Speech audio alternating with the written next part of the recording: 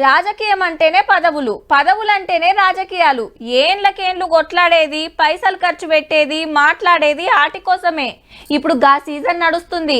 మొన్న ఎమ్మెల్యే టికెట్లు, ఇప్పుడు ఎంపీ టికెట్లు.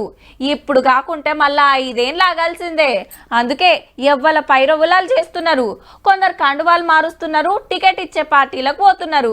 ఇప్పుడు గీ ముచ్చట దేనికంటే, తమిళిసై మేడం గవర్నర్ పదవికి రాజీనామా చేసింది పొద్దుగాల. కాగితాన్ని రాష్ట్రపతి మేడానికి పంపితే ఆడ ఓకే అయ్యింది. And I am very unhappy to leave the Telangana people, and I thank each and everyone, and I am your sister ever. ఏకదమ్న రాజీనామా ఎందుకు చేసినట్టంటే ఎంపీగా పోటీ చేస్తానికట.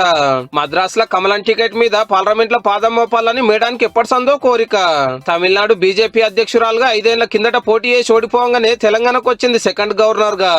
అప్పటిదాకా లేడీ మంత్రులే లేకుండే మనకు. ఎమ్మటే ఇద్దరిని తీసుకున్నాడు కేసీఆర్ సారు. 4 వద్దులు మంచిగానే ఉన్నారు గాని అటెంక రాజ్భవన్ కు ప్రగతి భవన్ కు నడుమ టగాఫర్ నడిచింది. మేడాన్ని పిలిచకపోవడు, వీళ్ళు ఓకపోవడు, మర్యాదలు చేయకపోవడు, బిల్లులు ఆగిపోవడు. 4 ఏళ్ళు ఇదే కథ. ఎలక్షన్ల ముంగట జనంతా నిమ్మల పడ్డారు గాని గవర్నమెంట్ మారి రేవంత్ రెడ్డి సార్ తోటి ప్రమాణం చేపించినాక అంతా మంచిగానే నడిచింది.